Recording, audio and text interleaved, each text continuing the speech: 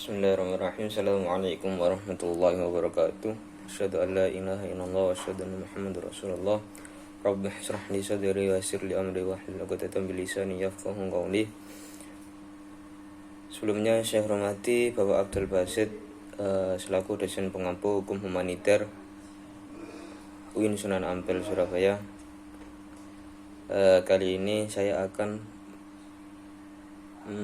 mempresentasikan hasil kerja saya yang berbentuk makalah tentang hukum humaniter yang berjudul kedudukan hukum negara dalam hukum humaniter internasional. Sebelum membahas tentang kedudukan hukum di negara dalam hukum humaniter internasional, sebelumnya kita perlu mengetahui tentang definisi hukum humaniter internasional.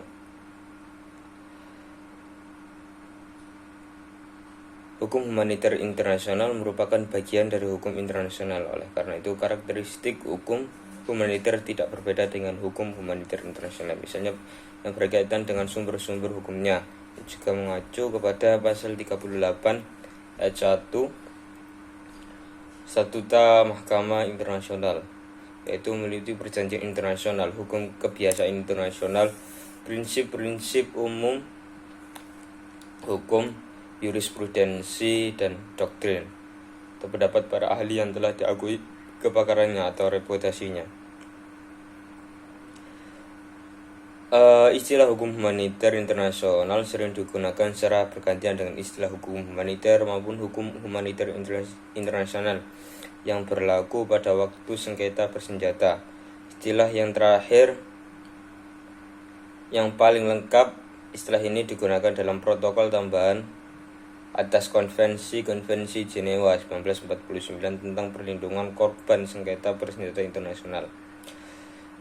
Menurut KPGH Haryo Mataram, yang dimaksud dengan hukum humaniter adalah seperangkat aturan yang didasarkan atas perjanjian internasional dan kebiasaan internasional yang membatasi kekuasaan pihak yang berperang dalam menggunakan cara dan alat berperang untuk mengalahkan musuh dan mengatur perlindungan korban perang.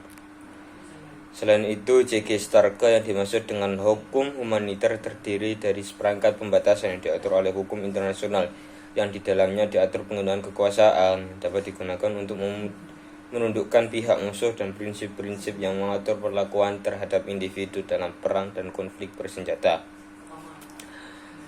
Masuk ke pembahasan selanjutnya, yakni kedudukan hukum negara dan hukum humaniter internasional.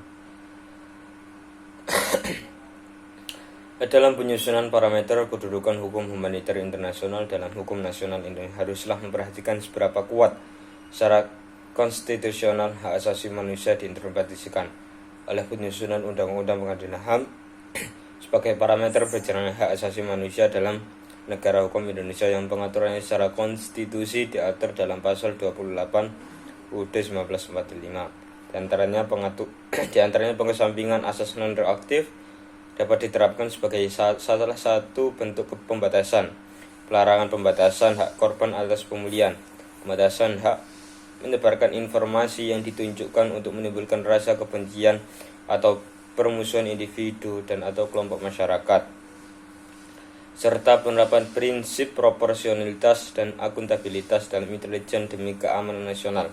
Sebagaimana David Held menjelaskan konsep hubungan antara demokrasi negara dan kebutuhan konstitusionalnya sebagai unsur yang menjadi katalis untuk memperkuat hak dan kewajiban dalam hukum politik yang demokratis. Penyusunan Undang-Undang Pengadilan HAM sesungguhnya memiliki legitimasi politik yang kuat seiring menguatnya konfigurasi politik di DPR. Hasil pemilu 1999 termasuk menguatnya dukungan elemen-elemen demokrasi di luar parlemen. Di luar sayangnya konfigurasi politik di DPR yang menempatkan kekuatan pro-demokrasi sebagai mayoritas parlemen tidak diimbangi dengan kemampuan membuat produk hukum responsif yang kuat dalam proses dalam substansi. Romli Atmasas Mita menganggap bahwa tidak masalah jika Indonesia tidak memasukkan kejahatan perang dalam yurisdiksi regional materi Undang-Undang Pengadilan HAM, mengingat kejahatan yang bersama dengan agresi sampai saat ini masih dalam perdebatan dengan negara-negara PBB. Alasan ini kiranya tidak dapat diterima mengingat pengaturan kejahatan perang dalam masyarakat internasional sudah final dan bukan lagi merupakan bahan perdebatan yang signifikan seperti halnya kejahatan agresi. Pengaturan kejahatan secara luas sudah diterima melalui Konferensi Jenewa 1949, sudah diklarifikasi oleh 198 negara maupun sudah dinyatakan berlaku bersama dengan kejahatan terhadap kemanusiaan dengan genosida dalam Statuta Roma yang sudah diratifikasi oleh 117 negara. Kesimpulannya, hukum humaniter internasional merupakan salah satu peraturan yang mengikat banyak negara. Hukum humaniter berisi tentang peraturan-peraturan tentang peperangan seperti cara berperang, alat perang yang digunakan, peraturan peperangan, dan lain sebagainya. Adanya hukum humaniter ini berguna untuk melindungi hak-hak dari negara yang berperang, terutama bagi masyarakat sipil yang tidak andil langsung dalam berperang. Terus kedudukan hukum negara dalam hukum humaniter internasional sejatinya tergantung hukum negara tersebut, apakah hukum negara tersebut meratifikasi atau menerima hukum humaniter internasional tersebut atau tidak. Kalau memang negara tersebut menerima hukum humaniter internasional yang dikeluarkan oleh lembaga internasional, maka negara tersebut harus meratifikasi undang-undangnya, terus harus juga mengikuti tentang peraturan-peraturan yang sudah dikeluarkan oleh lembaga yang mengeluarkan hukum humaniter internasional. Apabila di kemudian hari terdapat problem atau tidak kecocokan antara hukum negara dengan hukum humaniter internasional, maka negara tersebut tetap harus mengikuti, karena pada awalnya negara tersebut sudah mengikuti hukum humaniter internasional tersebut. Sekian dari saya, terima kasih. Mohon maaf bila ada salah kata dari ucapan atau perbuatan saya.